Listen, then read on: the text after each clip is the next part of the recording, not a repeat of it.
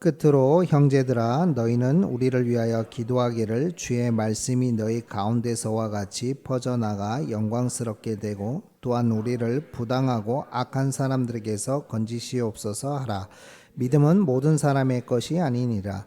주는 미쁘사 너희를 굳건하게 하시고 악한 자에게서 지키시리라. 아멘. 네, 가끔가다 저는 이런 생각이 들 때가 있습니다. 어떤 생각이냐면 어쩌다가 내가 예수님을 믿고 하나님의 자녀가 되었을까? 그런 생각이 들 때가 있습니다. 어제도 어떤 사건을 뉴스를 통해서 듣는데요. 참 인생이 참 허무하다라는 생각이 들었습니다. 어제 강풍이 일어났죠. 길을 지나가다가 여러분 간판이 떨어져 가지고요. 거의 젊은 친구가 이렇게 생을 마감했더라고요. 여러분 자기가 지나가는 길에 간판이 떨어져서 이렇게 죽음을 맞이할 거라고는 아마 생각하지 못했을 겁니다. 그러니까 그 사건을 보는데 인생이 어떻게 저렇게 허무한가. 분명히 꿈을 향해서 나름대로 인생을 꿈꾸며 참 살아갔을 건데 안타까운 죽음이죠. 여러분 그런 일들을 보고요. 전 세계에서 일어나는 일들과 사건들을 볼 때마다 또 그런 생각도 듭니다. 어쩌다가 나는 구원받아서 하나님의 자녀가 되었을까? 여러분 누가 뭐래도요. 여러분이 아무리 여러분이 지금까지 마음 가운데 나는 선한 사람이야 라고 생각하는 분이 계신지는 모르겠지만 성경에는 그렇게 말씀하고 계시지 않습니다. 모든 사람이 죄를 범하였음에 하나님 영광에 이르지 못한다라고 분명히 로마서 3장 23절에 말씀하고 계시고 10절에는요. 의인은 없나니 하나도 없다라고 말씀하고 계세요. 여러분 속을 한번 자세히 들여다보세요. 죄인 중에 죄인이요 괴수 중에 괴수이지 않습니까? 자신에 대해서 나는 의롭다라고 생각하는 그 사람만큼 가장 악한 사람이 없습니다. 사실은요. 의로운 게 하나도 없습니다. 내 마음을 자세히 이렇게 들여다보면요. 너무 악해요. 너무나 썩었고요. 너무나 부패하죠. 얼마나 또 이기적입니까? 나를 이렇게 돌아봐도요. 나밖에 모르는 나 중심으로 살아가고 있는 존재들이 바로 우리 자신이고 납니다. 그런데요. 그런 내가 어느 날 그리스도를 알게 되고 예수님을 믿고 하나님의 자녀가 됐다는 게요. 정말 이게 은혜 중에 은혜라는 것을 깨달을 때가 참 많습니다. 근데 여러분 놀라운 건 에베소서 2장 8절에 뭐라고 얘기하십니까? 그 은혜가 사실은 여러분 우리의 믿음도 아니고 하나님의 선물임을 말씀하고 계세요. 너희는 그 은혜로 인하여 믿음으로 말미암아 구원을 받았으니 이것은 너희에게서 난 것이 아니요 어디서요? 하나님의 은혜로다. 선물이로다. 여러분 온전히 하나님의 선물임을 믿으시길 축복합니다. 행위에서 난 것이 아니니 이는 누구든지 자랑하지 못하게 하려 함이라. 여러분이 어떤 조건을 어떤 행동을 잘해가지고 선한 행동을 했기 때문에 여러분이 구원받은 게 아니고요. 죄인인데 그냥 하나님이 우리를 선택하셔서 우리에게 그냥 구원의 은혜의 선물을 우리에게 주셔서 하나님의 자녀가 되었다는 겁니다. 그러니까요. 그걸 생각했을 때 내가 어떻게 이 은혜를 깨달았지? 어떻게 내가 이 은혜 속에 들어왔지? 저는 그 묵상하면 할수록 정말 은혜 중에 은혜구나라는 생각이 들 때가 많습니다. 그런데요, 여러분, 구원받은 하나님의 자녀에게 남은 과제가 있습니다. 구원받아서 이제는 하나님의 자녀가 됐고요. 하나님의 속한 자가 되었습니다. 그런데요, 과제가 남았습니다. 어떤 과제가 남았냐면요.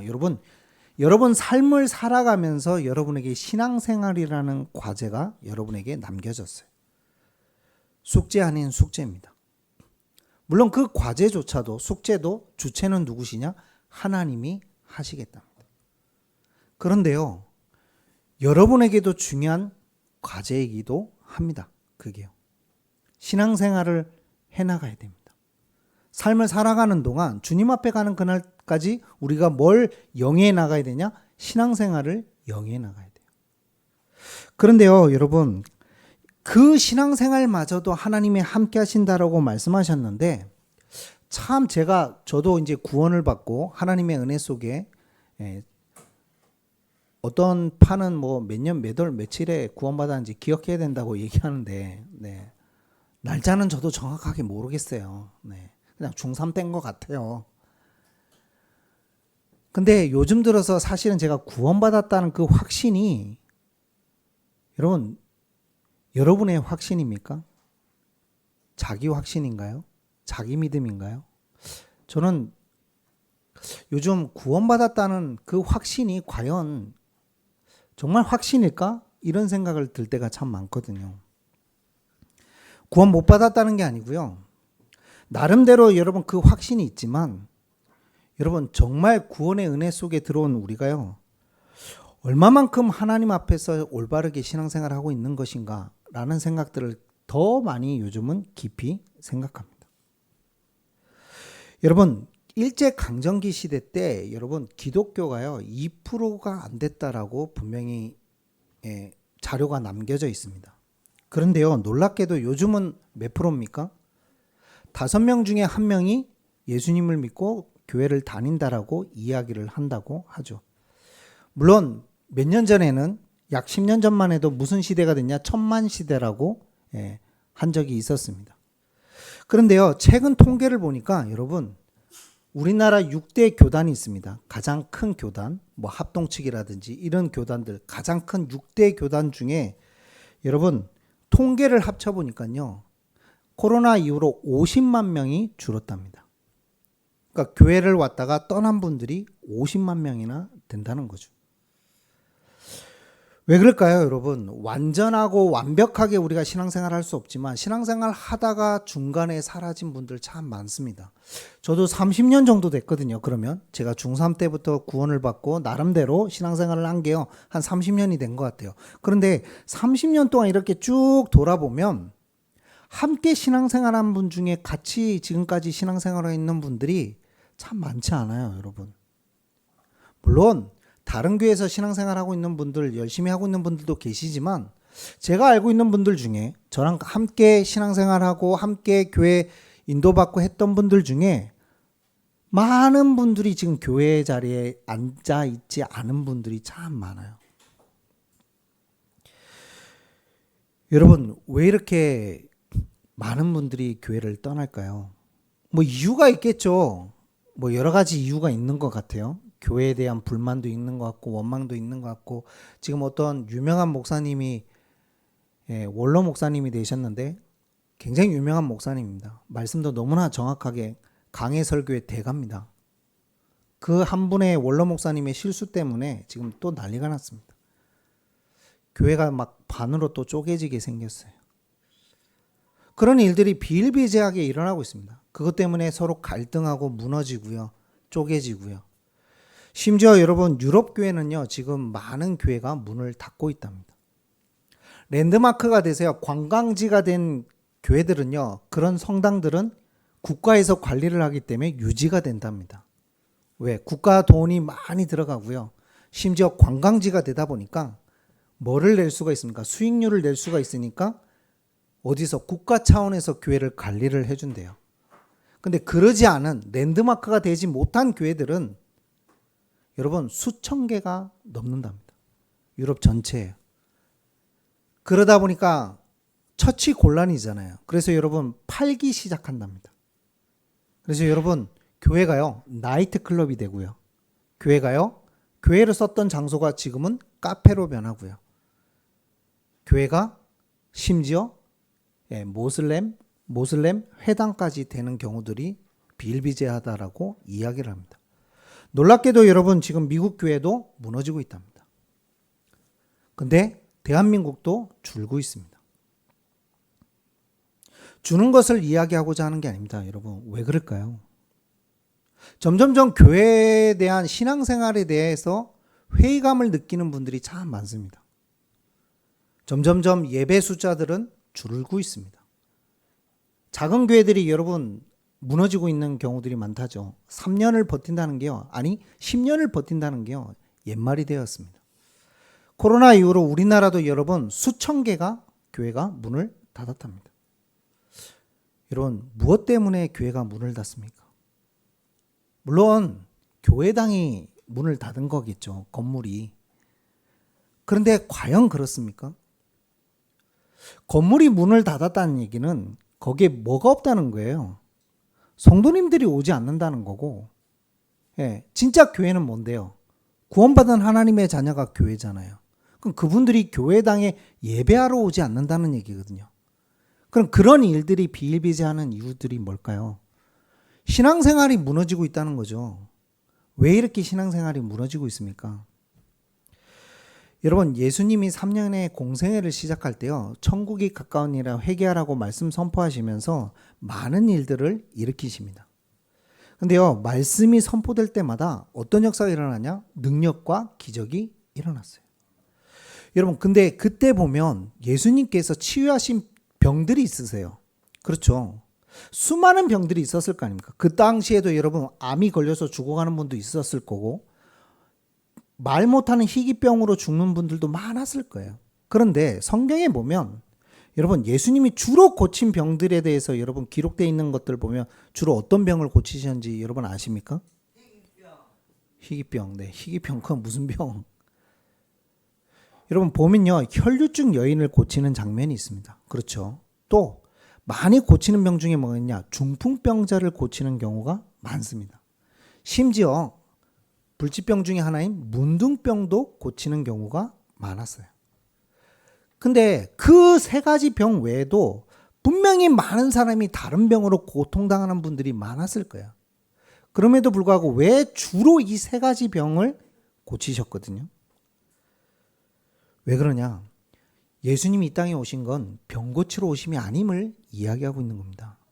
여러분, 이 세 가지 병은요, 구약과 연결이 되고요. 구약에서 가장 이 세 가지를 중점적으로 어디에요? 율법에 다루고 있습니다. 공통적인 것이 뭐냐? 여러분, 이 세 가지 병은 하나님으로부터 저주받은 병, 하나님으로부터 뭐냐? 정결한 자들이 아니라 부정한 자임을 나타내는 병 중에 병이 바로 이 세 가지 병이에요. 그래서 예수님이 왜 이 세 가지 병을 고칩니까? 그리고 그 세 가지 병에 걸린 사람들은 어떻게 하냐? 예수님의 그 회당 공동체로부터 성전으로부터 들어올 수가 없어요. 그럼 누구 중에 누굽니까? 죄인 중에 죄인들이 바로 그들인 거예요. 하나님의 심판과 저주를 받은 자들이요, 죄인 중에 죄인이 그들인 거예요. 예수님 왜 그들을 고치십니까? 그러면요, 병을 왜 치유해 주시죠? 그들이 병이 치유받아야 어디로 들어옵니까? 공동체로 들어오잖아요. 무엇을 이야기하고 계신 거예요? 예수님은 병 고치러 오신 게 아니에요. 소외되어 있었던, 하나님으로 회중으로부터 소외되어 있었던, 하나님의 이스라엘이라는 공동체로부터 소외되어 있었던 저들, 그들을 구원하시기 위해서 이 땅에 오신 분이 예수님이심을 말씀하고 계신 거예요. 그래서 여러분, 놀랍게도 많은 사람이 병치움 받은 게 아닙니다. 여러분, 그 기록을 잘 아시죠? 10명의 문둥병이 예수님이 와서 고침을 받았습니다. 예수님이 말씀하셨죠. 제사장에 가서 몸을 보여라. 왜요? 제사장으로부터 인정을 받아야지만, 깨끗함을 나았음을 인정을 받아야 어디로 들어오냐? 공동체로 들어오기 때문에 제사장에 가서 보이라고 말씀하셨어요. 놀라운 역사가 일어납니다. 가다가 10명이 다 알았어요. 뭐를요? 자신들의 병이 치유받은 걸 알았어요. 그런데 가다가 그 중에 한 명만 다시 예수님께 돌아오는 장면을 여러분 아실 겁니다. 예수님께 돌아와 예수님 앞에서 뭐하죠? 하나님께 영광을 돌리고 주님 앞에 영광을 돌리죠. 그때 예수님이 질문하십니다. 야, 나머지 9은 어디가 있니? 어디 갔니? 여러분, 그 질문이 예수님이 모르시고 지금 질문을 하셨겠습니까? 아니, 야, 똑같이 취함을 받았는데, 똑같이 질병을 치유받고 몸이 나았는데, 그 10명 중에 9명은 도대체 어디 갔니? 어디 갔겠어요, 여러분? 예? 그 9명 어디 갔을까요? 대제사장 만나러 갔겠죠. 몰라서 묻는 게 아니시잖아요. 왜? 제사장에게 가서 보이라고 명령하신 분도 누구세요? 예수님이시잖아요. 근데 유일하게 한 명만 예수님께 찾아와서 하나님께 영광을 돌렸고, 그 사람이 누구냐? 그토록 손가락질하는 이방인 사마리아 사람이었습니다. 그랬더니 예수님 뭐라고 하십니까? 그 마지막 장면에 뭐라고 얘기하셨습니까? 네 믿음이 너를 구원하였느냐. 여러분, 똑같이 10명이 치유함을 받았습니다. 그러나 구원받은 사람은 한 사람이었습니다. 9명은 병 치유를 받았는지는 모르겠습니다. 그래서 여러분, 육신의 병은 고침받아서 여러분 제사장에 가서 보임으로써 다시 육신의 이스라엘 공동체에 들어온지는 모르겠습니다. 그러나 여러분, 영적 이스라엘 공동체 안에는 들어오지 못했습니다. 왜 그렇습니까? 오늘 말씀하십니다. 여러분, 신앙은요, 믿음은요, 모든 사람에게 주어진 것이 아닙니다. 신앙생활 10년 했다고 여러분, 믿음이 모든 사람에게 주어진 것이 아닙니다. 신앙생활 30년 했다고, 30년 교회 다녔다고, 직분이 있다고, 여러분, 믿음이, 신앙이 모든 사람에게 주어진 것은 아닙니다. 여러분, 정말 구원받으셨습니까? 정말 신앙생활이 여러분의 삶의 목적이고 방향이십니까? 네라고 대답하지만요, 삶으로 증명하지 않는 가짜 그리스도인들이 얼마나 많은지 모릅니다. 전도사님이 얘기하더라고요. 목사님, 전 세계 기독교인이 10억이랍니다. 그 10억 명 중에 여러분, 과연 정말 구원받아 하나님의 자녀에서 신앙생활하고 있는 사람이 몇 명이나 될까요? 여러분은 올바르게 신앙생활하고 계십니까? 여러분, 구원의 확신이 있으십니까? 어떻게 아십니까? 여러분이 어떻게 구원받아서 여러분이 하나님의 자녀라는 확신이 있으세요? 저는 모르겠습니다. 저는 사실 요즘 잘 모르겠습니다. 신앙은요, 모든 사람에게 주어진 것이 아니거든요. 수많은 사람이 예수님을 따랐습니다. 수많은 사람이 예수님의 말씀을 듣기 위해서 예수님에게 다가왔습니다. 어떤 사람들은요, 목적이 있었겠죠. 모든 사람이 하나님의 말씀을 들었더니 말씀이, 예수님의 말씀이 뭐예요? 권위가 있느니라. 아, 말씀 들으니까 은혜 받았어. 아, 말씀 들으니까 너무 좋아. 찬양하니까 너무 은혜돼. 그 마음으로 와서 다 예배 드렸어요. 말씀 들었어요. 놀랍게도 예수님 십자가 질 때 아무도 없었어요. 놀랍게도 예수님 십자가 지니까 다 흩어져 버렸어요. 여러분, 착각하면 안 됩니다. 믿음은 모든 사람에게 주어진 것이 아닙니다. 정말 구원받았다라고 확신하십니까? 모든 사람에게 주어진 게 아니라니까요. 예수님을 위해서 살겠다라고 고백했습니다.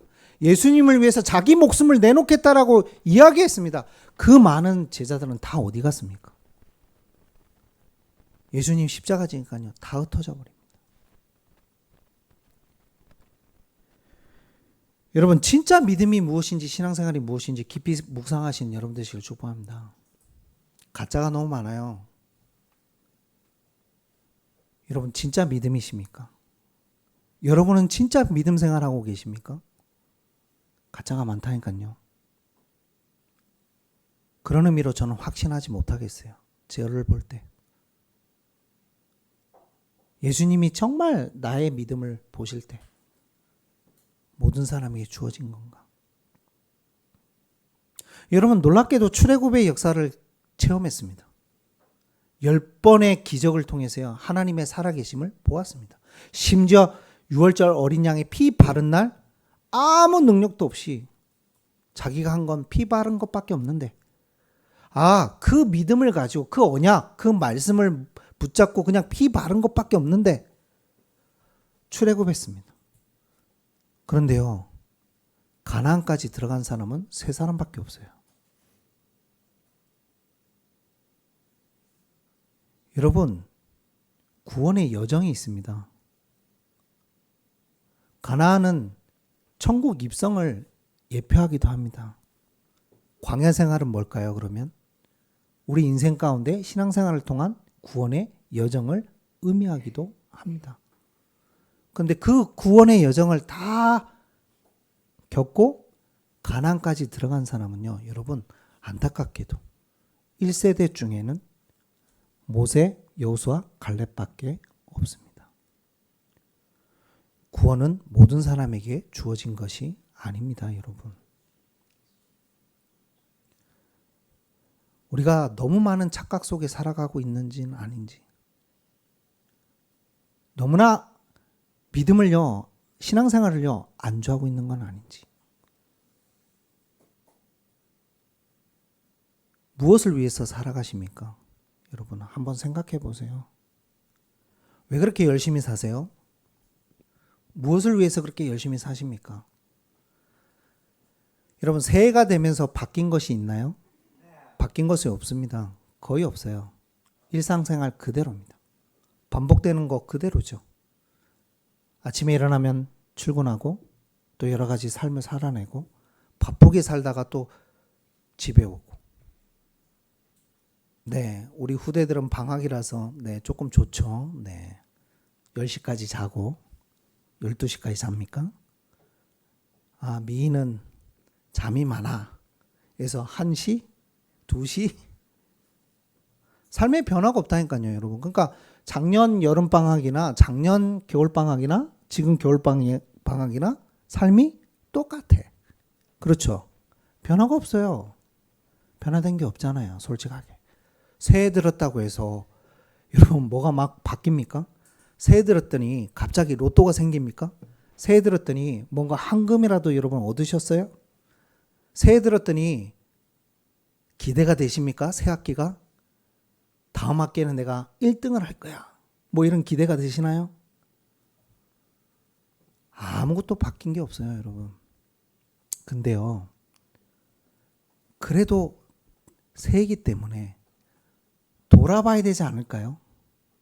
나 자신을, 나의 믿음을, 나의 신앙생활을 한 번쯤은 생각해 봐야 되지 않을까요? 한 번쯤은 생각해 보고 한 번쯤은 결단해야 되지 않을까요? 여러분 신앙생활 왜 하십니까? 지금 교회에 왔다 갔다 하는 걸 이야기하는 게 아닙니다. 신앙생활은요. 여러분 신앙을 왜 갖고 계십니까? 왜 믿음 생활 하십니까? 여러분 깊이 한번 묵상해 보세요. 모든 사람에게 주어진 것이 아니라니까요. 예수님 당시에도 수많은 사람이 자기를 예수님을 위해서 목숨 걸겠습니다. 주를 위해 내가 살겠습니다. 여러분 십자가 지니까요. 몇 명 남았냐? 부활하시고 나니까요. 120명 남았어요. 예수님 당시에 그렇게 많이 따라다녔는데 여러분 오병이어가 났을 때 여러분 몇 명이 먹었습니까? 예? 오병이어 때 남자만 5,000명. 그러면 거기에 남자만 있었을까요? 아니겠죠? 그렇지, 여자도 있었겠지. 아이도 있었을 거고 노인도 있었을 거고. 여러분 그러면 보세요. 생각을 해보세요. 5,000명 먹은 게 중요한 게 아니라 예수님 말씀을 듣고자 거의 15,000명에서 2만 명이 모였다는 얘기예요. 여러분 그 많은 사람이 어디 가는 겁니까 도대체?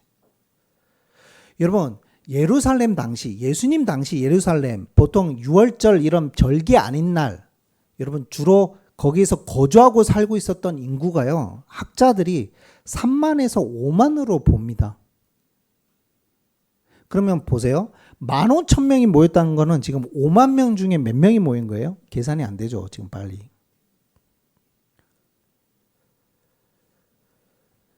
(2만 명이라고) 칩시다. 계산하기 좋게. 거의 3분의 1이 모인 거 아닙니까 그러면? 그럼 예루살렘 인구 중에 3분의 1이 지금 예수님께 나와서 뭘 들었다는 거예요? 말씀을 들었다는 거예요. 다 어디 간 겁니까 여러분?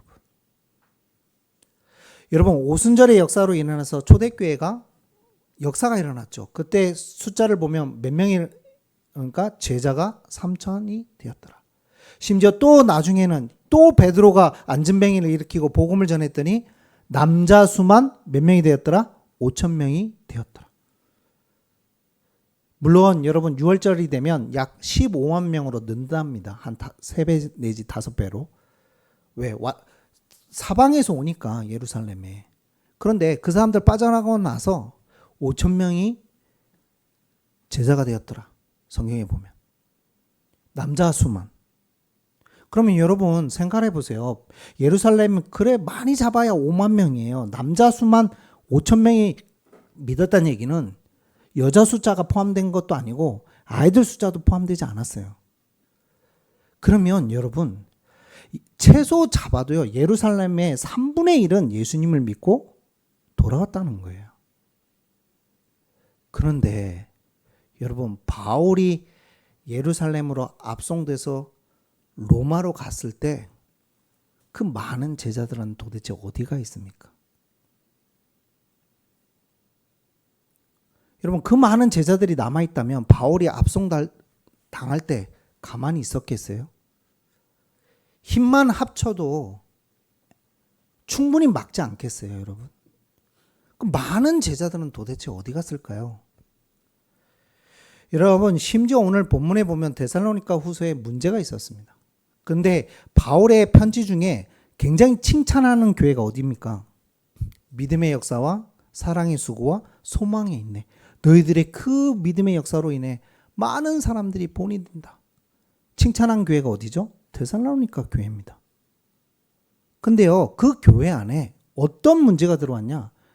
거짓 교사들이 와서요, 바울이 전했던 복음을 왜곡하고 곡해해가지고 전하기 시작한 거예요. 그래서 뭘 이야기하냐면 잘못된 종말론을 쭉 이야기한 거예요. 그래가지고요, 이 성도들이 막 흔들린 거예요. 어느 정도로 흔들려? 어떤 종말론을 얘기했냐? 곧 예수님 재림하신다는 거예요. 신앙생활 오래 하신 분들은 알 겁니다. 90년대 말 예수님 곧 재림하신다 해가지고 뭐 입고 교회 오라고 그랬어요? 흰 옷을 입고 교회 오라고 막 해가지고 재산 뭐 하라고 그랬어요? 다 주님께 드려라 막 이래가지고 몇 년 몇 월 며칠에 예수님 오신다 이래가지고 마찬가지예요, 여러분. 그런 것처럼 똑같이 데살로니가 교회에 그런 일들이 일어난 거예요. 그러니까 성도들이 혼란이 와가지고 어때요? 여러분 내일 예수님 재림하셔서 종말한다. 여러분 뭐 하고 싶으십니까? 뭐 할 거예요? 온유는 잔다고. 내일 재림하신데 잔다고? 지금까지 자고 있잖아. 또 잔다고? 대단하다. 뭐 하겠어요, 여러분? 대부분 아마 그럴 겁니다. 있는 재산 다 탕진해가지고 내가 안 해본 거 다 해봐야 되겠다 아마. 대부분 그러겠죠. 똑같은 거예요, 여러분. 아니 예수님 내일 재림하신데 이제 내가 뭐 일할 이유가 뭐가 있어? 당장 직장인들은 뭐부터 쓰겠어요? 사표부터 던져버리겠죠. 내일 끝나는데 뭐 종말인데 뭐. 그리고 저축해놓은 돈 뭐 하겠어요? 다 빼겠죠. 안 해본 거 다 하겠죠. 똑같은 거예요, 여러분. 직장 다 때려치고 무질서하게 살아가는 그리스도인들이 일어난 거예요. 여러분 그런 와중에 지금 이 편지를 쓴 거예요. 왜 그런 일들로 인해서 많이 교회가 흔들리냐? 그러면서 내린 결론입니다. 뭐라고요?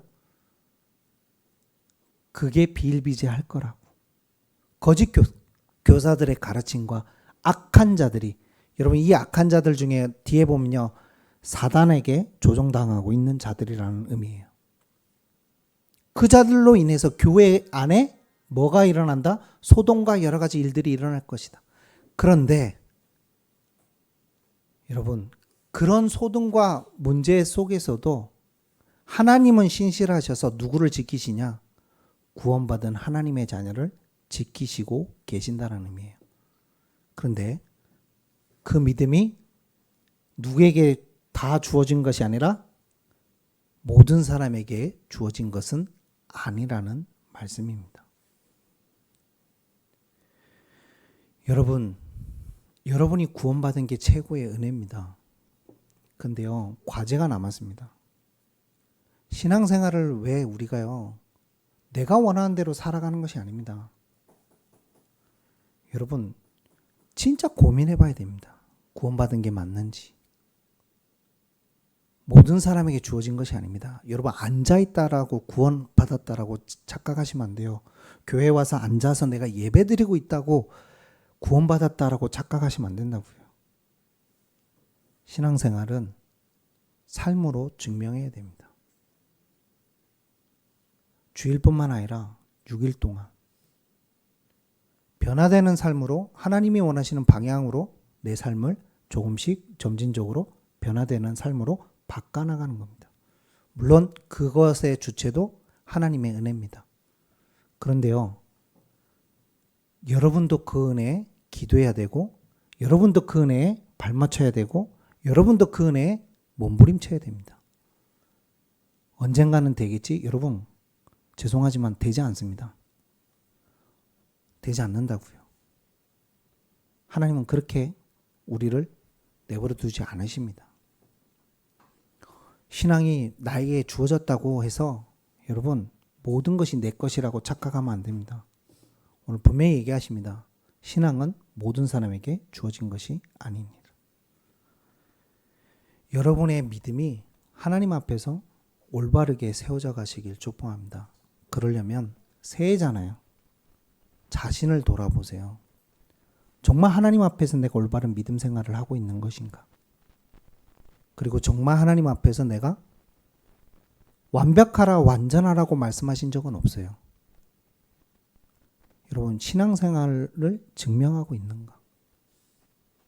하루하루를요, 하나님의 말씀대로 살아가고 있는가? 하루하루를요, 주님을 의지하면서 살아가고 있는가? 하루하루를요, 진짜 구원의 은혜와 감사로 여러분 살아가고 있는가? 덧없는 인생입니다.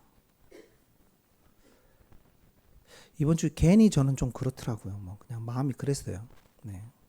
건들면 폭발할 것 같은 그런 상태였어요. 그거는 어떤 상황이, 어떤 문제가 일어나서 제가 그런 게 아니라 진짜 하나님을 빼고 생각해 보니까, 정말 복음을 빼고 생각해 보니까 아무리 생각해도요, 아무리 생각해 봐도 공허하고 험할 뿐이라는 생각이 너무 많이 밀려오더라고요. 답이 없더라고요, 저는. 아무리 생각해도. 좋은 것도 없고 행복한 것도 없어요, 여러분.